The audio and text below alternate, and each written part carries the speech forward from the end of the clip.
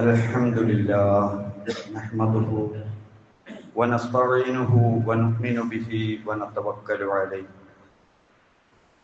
ونعوذ بالله من شرور أنفسنا ومن سيئات أعمالنا من يهده الله فلا مضل له ومن يضلله فلا هادي له وأشهد أن لا إله إلا الله وحده لا شريك له وأشهد أن محمدا عبده ورسوله أرسله بالهدى ودين الحق ليظهره على الدين كله ولو كره المشركون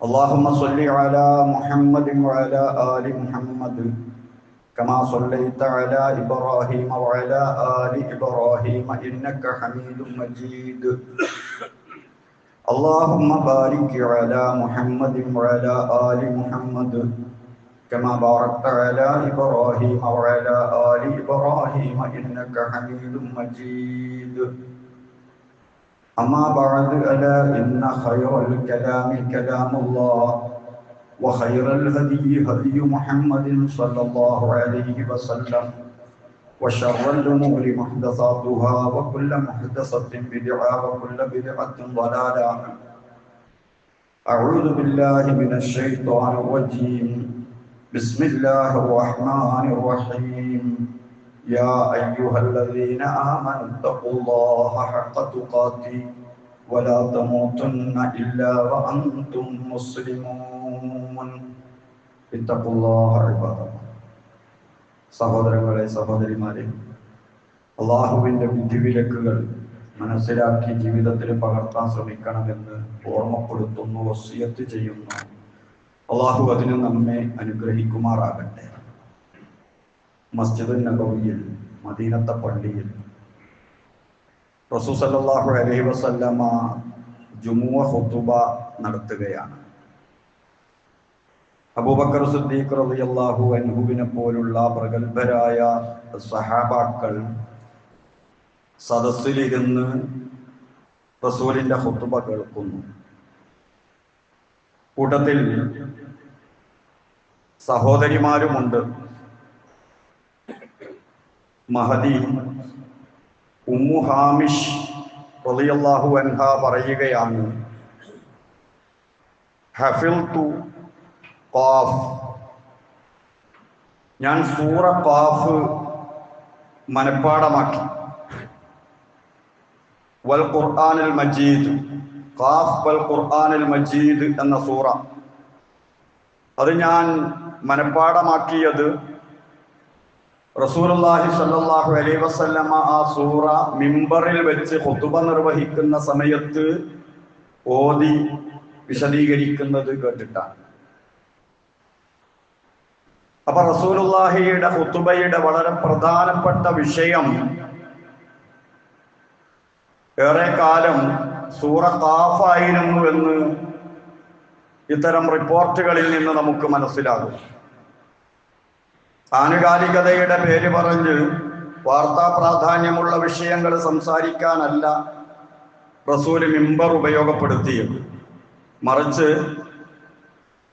പാരാവാരം പോലെ പരന്നു കിടക്കുന്ന സ്വഹാബാക്കൾക്ക് വാരാവാരം അതിശക്തമായ ആത്മീയ പരിവർത്തനത്തിനുള്ള നിർദ്ദേശങ്ങൾ നൽകാനും അതിന്റെ പ്രതിഫലനം സഹാബാക്കളുടെ ജീവിതത്തിലുടനീളം ഉണ്ടായിട്ടുണ്ട്. കാരണം സൂറ ഖാഫ് ഒരു സാധാരണ പാരായണം ചെയ്യപ്പെടുന്ന ആയാത്തുകളായിട്ടല്ല റസൂലുള്ളാഹി കണ്ടത്.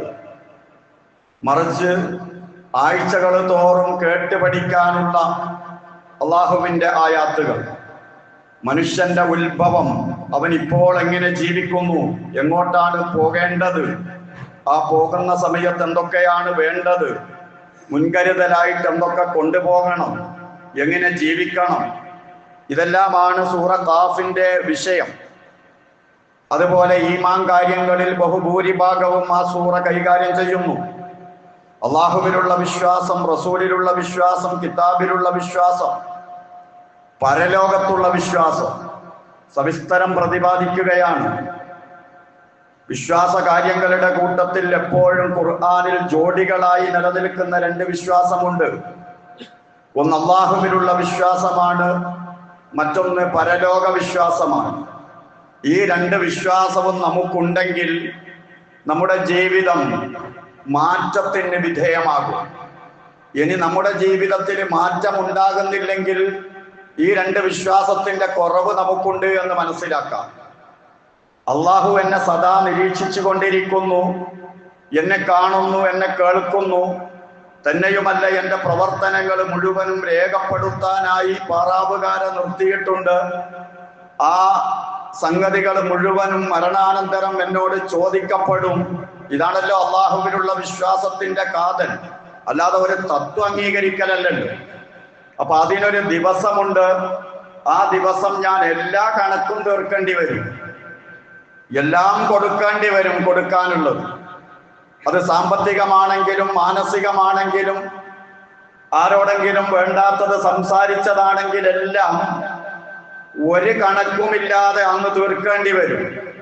ആ തീർപ്പ് കൽപ്പിച്ചതിന് ശേഷമേ എനിക്ക് മഹ്ശറയിൽ നിന്ന് മുന്നോട്ട് നീങ്ങാൻ കഴിയൂ എന്ന വിശ്വാസം, ആ വിശ്വാസം ജനങ്ങളുടെ മനസ്സിൽ ഊട്ടി ഉറപ്പിക്കാനുള്ളതായിരുന്നു റസൂലുള്ളാഹി സ്വല്ലല്ലാഹു അലൈഹി വസല്ലമയുടെ ഖുതുബ. അതാണ് സൂറ ഖാഫായിരുന്നു റസൂലുള്ളാഹിയുടെ ഖുതുബയുടെ വിഷയം. ആ ഖുതുബയിൽ നിന്നാണ് ഞാൻ സൂറ ഖാഫ് മനസ്സിലാക്കിയത്, പഠിച്ചത് എന്ന് മഹദി ഉമ്മു ഹാമിഷ് പറഞ്ഞതിൽ നിന്ന് നമുക്ക് മനസ്സിലാക്കാൻ കഴിയുന്നു. എന്താണ് ഈ സൂറ? അള്ളാഹു പറയുന്നു ഖാഫ്.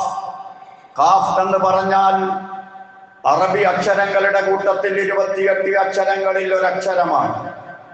അക്ഷരങ്ങൾ കൊണ്ടാണ് പദങ്ങൾ ഉണ്ടാകുന്നത് ഏത് ഭാഷയിൽ. അതുപോലെ അറബി ഭാഷയിലെ 28 പദങ്ങൾ, 28 അക്ഷരങ്ങൾ, ആ അക്ഷരങ്ങൾ കൊണ്ടാണ് അറബി ഭാഷയിലുള്ള എല്ലാ പദങ്ങളും രൂപപ്പെടുന്നത്. ഇത്തരത്തിലുള്ള ചില അക്ഷരങ്ങൾ കൊണ്ട് ആരംഭിച്ച ചില സൂറകളുണ്ട് വിശുദ്ധ ഖുർആനിൽ. അതിന്റെ യഥാർത്ഥ തഫ്സീർ എന്താണ് എന്ന് മുഫസ്സിറുകൾ കൃത്യമായി പറഞ്ഞു തരുന്നില്ല. കാരണം അല്ലാഹു പറഞ്ഞു തന്നിട്ടില്ല, റസൂലുള്ളാഹി സ്വല്ലല്ലാഹു അലൈഹി വസല്ലമയും പറഞ്ഞു തന്നിട്ടില്ല. പിന്നെയോ ചില തഫ്സീറുകളിലുള്ള നിഗമനങ്ങളും ഗവേഷണങ്ങളുടെയും അടിസ്ഥാനത്തിൽ സഹാബാക്കളുടെ ഉദ്ധരണികളെല്ലാം വെച്ചുകൊണ്ടുള്ള വിലയിരുത്തലുകൾ മാത്രമാണ്. അതിൽ പ്രധാനമായത് അതിന്റെ ഉദ്ദേശം എന്താണെന്ന് അല്ലാഹുവിനറിയാം എന്ന തഫ്സീറാണ്. അല്ലാഹുവിന്റെ നാമങ്ങളാണ്, റസൂലുള്ളാഹി സ്വല്ലല്ലാഹു അലൈഹി വസല്ലമയുടെ പേരുകളുടെ തുടക്കമാണ് എന്നൊക്കെ തഫ്സീറുകളുണ്ട്. അതിൽപ്പെട്ട മറ്റൊരു തഫ്സീറാണ് അല്ലാഹു തആല പറയുകയാണ്, ഈ വിശുദ്ധ ഖുർആൻ പവിത്രമായത്, അതിജയിക്കാനാകാത്ത ഗ്രന്ഥമായത്, ആർക്കും ആരെയും വെല്ലുവിളിച്ചിട്ടും ആർക്കും അതിജയിക്കാൻ കഴിയാത്ത ഗ്രന്ഥമായത് ഇതിൽ അറബി ഭാഷയിലില്ലാത്ത അക്ഷരങ്ങൾ ഉപയോഗപ്പെടുത്തിയത് കൊണ്ടല്ല. നിങ്ങൾ സാധാരണ സംസാരിക്കുന്ന 28 അക്ഷരങ്ങളില്ലേ, ഖാഫും അതുപോലെ തന്നെ നൂനും ഈ മീമും ഒക്കെ, അതൊക്കെയാണ് ഖുർആനിലുമുള്ളത്. അതുകൊണ്ട് ക്രോഡീകരിക്കപ്പെട്ടത് തന്നെയാണ് ഖുർആൻ. പക്ഷേ നിങ്ങൾ അതുപോലെ പദങ്ങൾ ഉണ്ടാക്കി ക്രോഡീകരിച്ച് പറഞ്ഞാൽ ഖുർആൻ പോലെയാകില്ല. കാരണം പറഞ്ഞത് അല്ലാഹുവാണ്. എന്നിട്ട് അല്ലാഹു പറയുന്നു വൽ ഖുർആനിൽ മജീദ്, മഹത്തായ ഖുർആൻ തന്നെയാണ് സത്യം. വിശുദ്ധ ഖുർആനിന്റെ മഹത്വം അത് പറഞ്ഞ സംസാരിച്ച അള്ളാഹുവിന്റെ മഹത്വമാണ്. ഏത് സംസാരവും അങ്ങനെയാണല്ലോ, പറഞ്ഞ ആളുടെ മഹത്താണ് സംസാരത്തിനുണ്ടാകുക. ചെറിയ കുട്ടികൾ പറയുന്ന അതോ പറഞ്ഞതല്ലേ എന്ന് പറഞ്ഞുകൊണ്ട് വിലയിരുത്താറില്ലേ?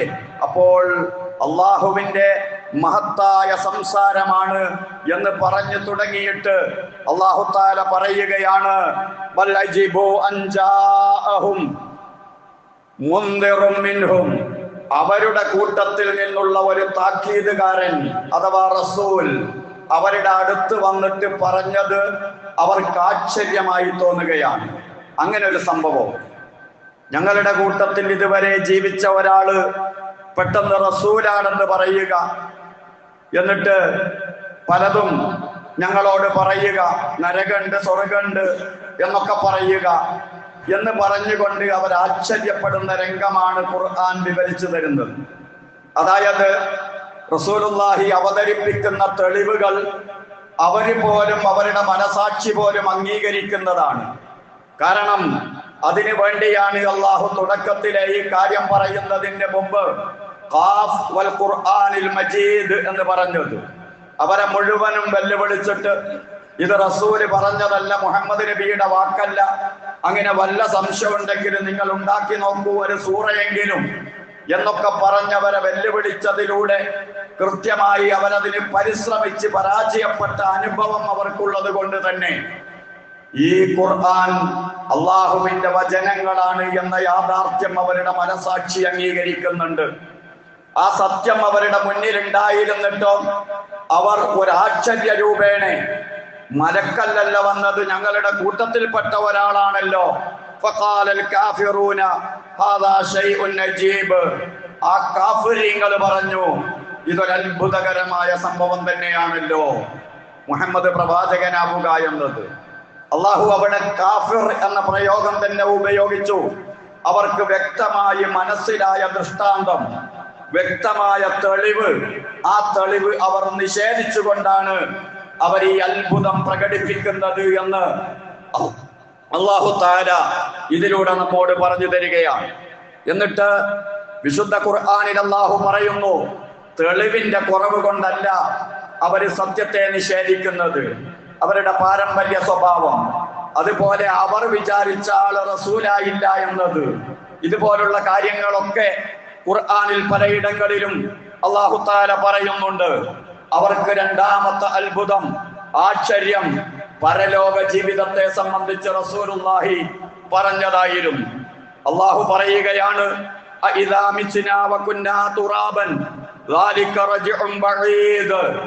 നമ്മൾ മരിച്ചിട്ട് മണ്ണോട് മണ്ണ് ചേർന്ന് പോയാൽ നമ്മളെ വീണ്ടും ഉയർത്തെഴുന്നേൽപ്പിക്കപ്പെടുമെന്നാണോ മുഹമ്മദ് പറയുന്നത്? എങ്കിൽ അത് വളരെ വിദൂരമായ അസംഭവ്യമായ ഒരു മടക്കം തന്നെയായിട്ടാണ് ഞങ്ങൾ മനസ്സിലാക്കുന്നത്.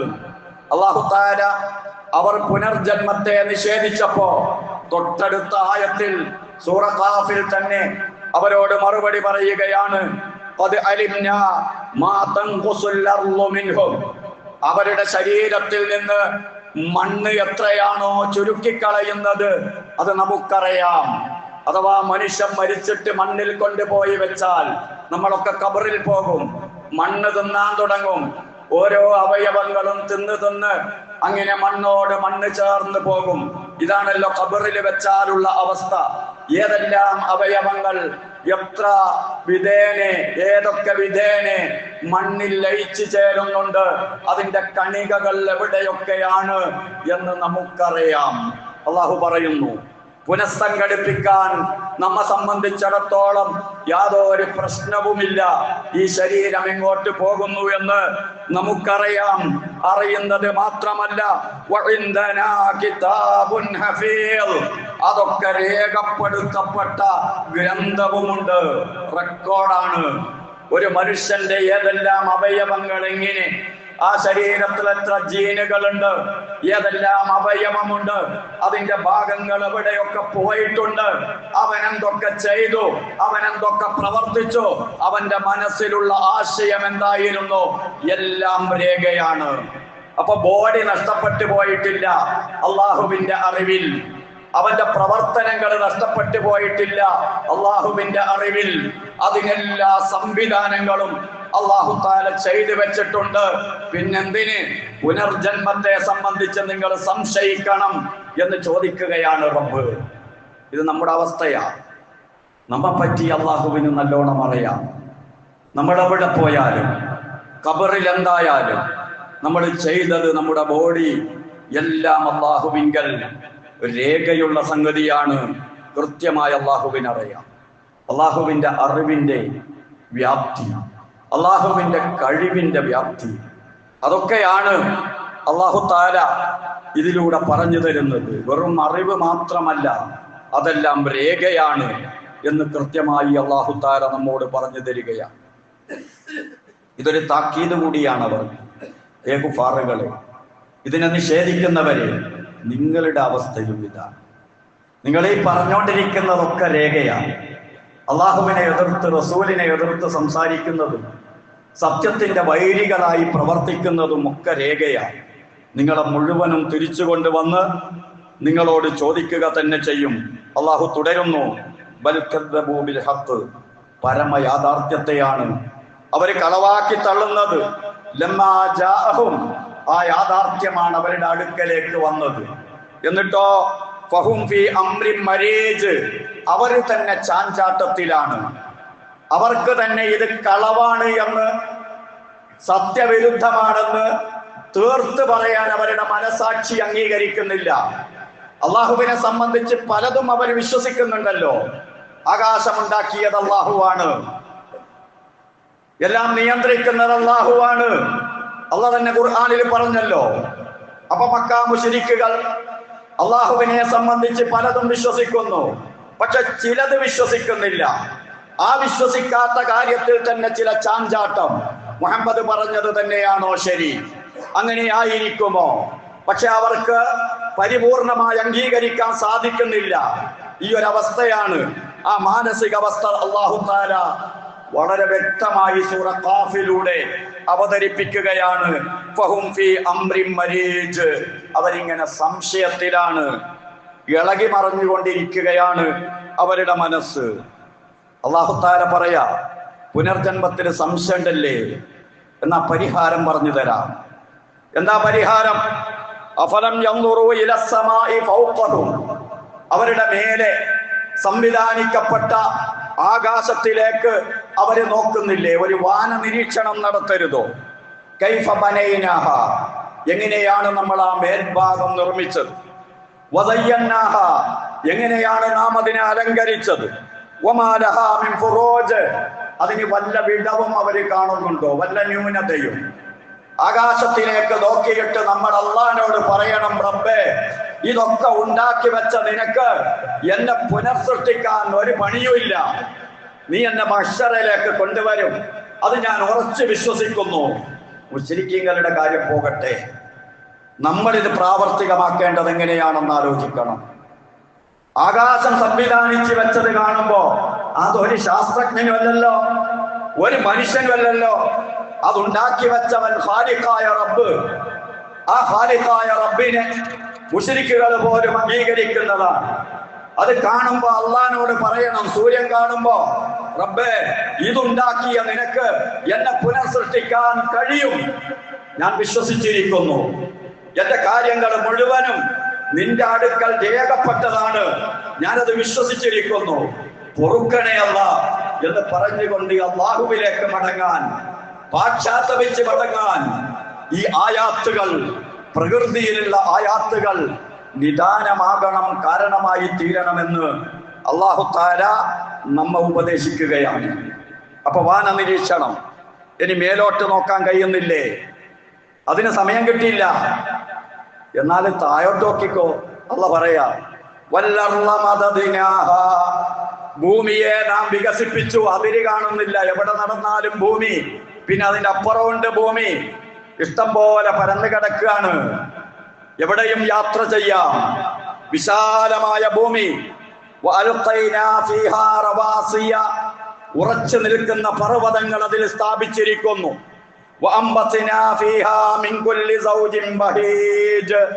കൗതുകമുള്ള എല്ലാതരം സസ്യങ്ങളെയും അതിൽ മുളപ്പിച്ചിരിക്കുന്നു. ഇതെല്ലാം കണ്ടു നിൽക്കുന്ന സമയത്ത് മനസ്സിലാക്കിയിട്ട് അതിന്റെ പിന്നിലെ അത്ഭുതങ്ങളുടെ ആഴിയിലേക്ക് കഴിവിന്റെ പരമാവധി ഇറങ്ങിച്ചെന്നിട്ട് അള്ളാഹിനോട് പറയണം, അള്ളാഹ്, നിനക്കെന്നെ പുനർജീവിപ്പിക്കാൻ കഴിയും.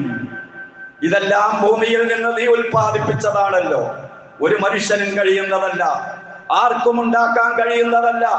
അള്ളാഹുവിന്റെ ഖാലിഖ് എന്ന തൗഹീദ് റുബൂബിയ്യ, അത് തെളിവാണ് തൗഹീദ് ഉലൂഹിയ്യക്ക്, അള്ളാഹുവിന്റെ ആരാധനക്കുള്ള അർഹതക്ക്. കാരണം അള്ളാഹു തൗഹീദ് റുബൂബിയ്യയാണ്, അഥവാ അള്ളാഹു സൃഷ്ടിച്ചവനാണ്, അവൻ നിയന്ത്രിക്കുന്നവനാണ്, അവൻ്റെതാണ് ഈ പ്രകൃതി. ഈ പ്രകൃതി കണ്ടിട്ട് അള്ളാഹുവിനോട് പറയാൻ, സംസാരിക്കാൻ മുഅ്മിനീങ്ങൾക്ക് കഴിയണം. അള്ളാഹ് തുടർന്ന് പറയുന്നത്, തബ്സിറതൻ വദിക്റാ ലികുല്ലി അബ്ദിൻ മുനീബ്, ഇത് അള്ളാഹുവിലേക്ക് മടങ്ങുന്ന ഓരോ മനുഷ്യനുമുള്ള ഉത്ബോധനമാണ്. ഓരോ മനുഷ്യനും കണ്ട് മനസ്സിലാക്കാനുള്ളതാണ്. ഏതോ കാലത്തുള്ള കഥ പറഞ്ഞതല്ല. റസൂലിന്റെ കാലത്ത് മുശ്രിക്കുകൾ അങ്ങനെ സംസാരിച്ചു, റസൂൽ അങ്ങനെ മറുപടി പറഞ്ഞു. അത് അവര് തമ്മിലുള്ള ഒരു പ്രശ്നം എന്ന രൂപത്തിൽ വിട്ടുകളയാനുള്ളതല്ല.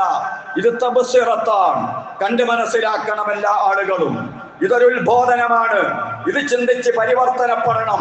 സൂര്യൻ കണ്ടിട്ട് പരിവർത്തനം, ചന്ദ്രനും നക്ഷത്രങ്ങളും കണ്ടിട്ട് ജീവിതത്തിൽ പരിവർത്തനം, സസ്യങ്ങൾ കണ്ടിട്ട് പരിവർത്തനം, ഈ പ്രകൃതിയിലെ സംവിധാനങ്ങൾ കണ്ടിട്ട് പരിവർത്തനം.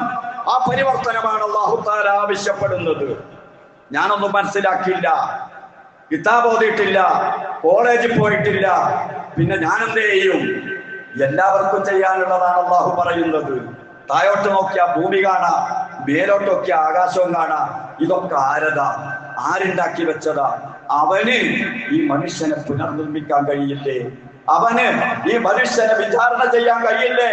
അങ്ങനെ ചെയ്യുമെന്ന് അവൻ പറഞ്ഞാൽ എന്തെങ്കിലും വിശ്വസിക്കാതിരിക്കണം. ഇതാണ് അല്ലാഹു തആല വിശുദ്ധ ഖുർആനിലൂടെ നമ്മോട് ചോദിക്കുന്നത്, സൂറ ഖാഫിലൂടെ. എന്നിട്ട് അല്ലാഹു പറയാ, വനസ്സൽനാ മിനസ് സമാഇ മാഅൻ മുബാറക. വേറെ തെളിവ് വേണോ പുനർജന്മത്തിന്? ആകാശത്ത് നിന്നിതാ അനുഗ്രഹീതമായ വെള്ളം ഇറക്കിയിരിക്കുന്നു ഭൂമിയിലേക്ക്. അതെ, കടലിലെ ഉപ്പ് വെള്ളാണ്. വായിലാക്കിയാൽ ഇറക്കാൻ പറ്റൂല, തുപ്പിക്കളയേണ്ടി വരും. അത്രയും ഉപ്പിക്കുന്ന വെള്ളാണ്. ആ വെള്ളമാണ് ബാഷ്പീകരിച്ചു കൊണ്ടുപോകുന്നത്. പക്ഷേ അതിൽ ഉപ്പ് രസമില്ല. തിരിച്ചു വരുമ്പോ വളരെ ശുദ്ധമായ വെള്ളമാണ്. ബാഷ്പീകരിച്ച് കൊണ്ടുപോയിട്ട് അതങ്ങ് സൂര്യന്റെ അടുത്തേക്ക് വളരെ അകലങ്ങളിലേക്ക് കൊണ്ടുപോയി തിരിച്ച് മഴ വർഷിക്കുന്ന സമയത്ത് മറ്റേതെങ്കിലും ഗോളങ്ങളിലായി പോകുന്ന അവസ്ഥയില്ല. മേലെ കൊണ്ടുപോയ ഒരു പ്രത്യേക പരിധിയിലെത്തുമ്പോ, വീണ്ടും ഭൂമിയിലേക്ക് വർഷിക്കേണ്ട പരിധിയിലെത്തുമ്പോ അവിടെ നിർത്തിയിരിക്കുന്നു റബ്ബ് ആ മേഘത്തെ. അതിന്റെ മേലേക്ക് കൊണ്ടുപോകുന്നില്ല. എന്തോ ഒരു അത്ഭുതമാണിത്. സൂര്യന്റെ ചൂടെന്താ? അതിന്റെ മേലല്ലേ? ഈ പ്രകൃതിയിൽ അല്ലാഹുവിന്റെ സംവിധാനം. ഒരൽപ്പം മാത്രം ഉയർത്തിയിട്ട് അതിനെ മഴയാക്കി തിരിച്ചു വിട്ടാൽ ആ മേഘങ്ങളെ കാറ്റുകൾ പല ദിക്കുകളിലേക്കും കൊണ്ടുപോകുമ്പോ ഉയരം കൂടിയ വൃക്ഷങ്ങളിലും മലകളിലും തട്ടി അതിന്റെ അപ്പുറത്ത് മഴ പെയ്യാത്ത അവസ്ഥ ഉണ്ടാകും. അത് പറ്റൂല. ഭൂമിയിലുള്ള മലകളുടെ മേലെ, മരങ്ങളുടെ മേലെ എവിടെയും പെയ്യിപ്പിക്കാൻ പറ്റുന്ന വിധത്തിൽ അത്ര ഉയരത്തിൽ വേണം. അല്ലാഹു നിശ്ചയിച്ചു. അവിടെ കൊണ്ടുപോയി മേഘത്തെ അവിടെ നിന്ന് ബാഷ്പീകരിച്ച് തിരിച്ച് മഴയാക്കി വർഷിപ്പിച്ചിട്ട് ഈ ഭൂമിയെ സജീവമാക്കി, നിർജീവമായി കിടന്ന ഭൂമിയെ സജീവമാക്കി. ഭൂമിക്കടിയിൽ ഉള്ള വിത്തുകൾ മുളച്ചു വന്നു. സുബ്ഹാനല്ലാഹ്. അതുപോലെ നിങ്ങളൊക്കെ കുഴിച്ചിട്ടിട്ടുണ്ട് ഖബറിലുണ്ട് നിങ്ങളുടെ വിത്ത്. അത് അല്ലാഹു മുളപ്പിക്കും. അത് അല്ലാഹു പറയുന്നത്. പ്രകൃതിയിൽ അല്ലാഹു നടത്തിക്കൊണ്ടിരിക്കുന്ന ഈ സംവിധാനം കണ്ട് മനസ്സിലാക്കിക്കോ. അല്ലാഹു പറയുന്നു, അതുപോലെ തന്നെ കൊയ്തെടുക്കപ്പെടുന്ന ധാന്യമണികൾ അതുകൊണ്ട് ആ മഴ കൊണ്ട് അല്ലാഹു തആല ഉണ്ടാക്കിയില്ലേ? ഭൂമിയിൽ നിന്ന് ഉൽപ്പാദിപ്പിച്ചില്ലേ? വന്നഖല ബാസിഖാത്തി, ഉയർന്നു നിൽക്കുന്ന ഈത്തമരങ്ങൾ, ലഹാ തലഉൻ നളീദ്, അടുക്കുകളായി കുലകളുള്ള ഈത്തപ്പഴം, ഇതെല്ലാം അല്ലാഹു ഉണ്ടാക്കിയില്ലേ? കദാലിക്കൽ ഖുറൂജ്, അങ്ങനെ തന്നെയാണ് നിങ്ങളെ കൊണ്ടുവരിക. നിങ്ങൾ ഭൂമിന്റെ അടിയിലുണ്ട്, മരിച്ചിട്ട് ഭൂമിന്റെ അടിയിലുണ്ട്. അതുപോലെ നിങ്ങളെയും മുളപ്പിക്കും ഭൂമിയുടെ മുകളിലേക്ക്. ഇതൊക്കെ കണ്ടിട്ടൊന്നും മനസ്സിലാകുന്നില്ലെങ്കിൽ പിന്നൊന്നും മനസ്സിലാവൂല. അതുകൊണ്ട് മേലോട്ട് നോക്കൂ, താഴോട്ട് നോക്കൂ, മഴ നോക്കൂ, അള്ളാഹുവിന്റെ പ്രവർത്തികൾ നോക്കൂ. എന്നിട്ട് പരലോകം മനസ്സിലാക്കൂ, പുനർജന്മം മനസ്സിലാക്കൂ, ജീവിതത്തിൽ വലിയ പരിവർത്തനങ്ങൾ ഉണ്ടാക്കൂ. അള്ളാഹുവിനോട് പറയൂ, അല്ലാഹ് എന്നെ വിചാരണ ചെയ്യുമ്പോൾ എളുപ്പാക്കി തരണേ റബ്ബേ എന്ന് റബ്ബിനോട് പറയൂ. അതിനാണ് ഈ പ്രകൃതി. കദാലിക്കൽ ഖുറൂജ് റസൂലുള്ളാഹിയുടെ ഖുത്ബയാ. ഇത് കേട്ടിട്ട് ആ സഹാബാക്കൾക്ക് പരിവർത്തനമുണ്ടായത്. അവരെങ്ങനെയാ നന്നായത്? അതുകൊണ്ട് തന്നെ നമ്മുടെ കഴിഞ്ഞു പോയ മഹത്തുക്കൾ പറയാറുണ്ട്, സുബ്ഹാന സുബ്ഹാന മുഹ്യിൽ അർളി ബഅദ മമാതിഹാ, ഭൂമിയെ സജീവമാക്കുന്നവൻ അവൻ പരിശുദ്ധനാണ്. വകദാക യുഹ്യിൽ ഖൽഖ യൗമൽ മഹ്ശരി, അതുപോലെ തന്നെയാണ് അല്ലാഹു മഹ്ശറിലേക്ക് ആളുകളെ കൊണ്ടുവരിക. അപ്പൊ അല്ലാഹുവിന്റെ പ്രകൃതിയിലുള്ള ഇത്തരം പ്രവർത്തനങ്ങൾ കണ്ട് മനസ്സിലാക്കാൻ ആഹ്വാനം ചെയ്യുന്ന സൂറയാണ് സൂറ ഖാഫ്. റസൂലുള്ളാഹി ഏറ്റവും കൂടുതൽ ഖുത്ബയിൽ ഉപയോഗിച്ച സൂറത്തുമാണത്, ആയത്തുകളുമാണത്. അതെല്ലാം മനസ്സിലാക്കി പരിവർത്തനപ്പെടാൻ അല്ലാഹു തൗഫീഖ് നൽകുമാറാകട്ടെ.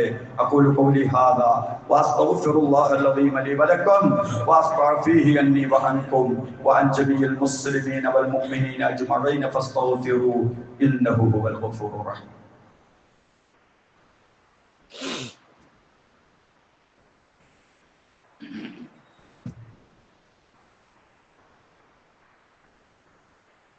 അൽഹംദുലില്ലാഹ് വസ്സലാത്തു വസ്സലാമു അലാ റസൂലില്ലാഹ് വഅലാ ആലിഹിൽ ഫായിസീന ബിറിളല്ലാഹ് ഉസീകും ഇബാദല്ലാഹി വഇയ്യായ ബിത്തഖ്വല്ലാഹ്. സഹോദരങ്ങളെ, സഹോദരിമാരെ, അല്ലാഹുവിന്റെ വിധിവിലക്കുകൾ അനുസരിച്ച് ജീവിക്കണേ എന്ന് ഒരിക്കൽ കൂടി എന്നെയും നിങ്ങളെയും ഓർമ്മപ്പെടുത്തുന്നു, വസിയത്ത് ചെയ്യുന്നു. അല്ലാഹു അതിന് നമ്മെ അനുഗ്രഹിക്കുമാറാകട്ടെ.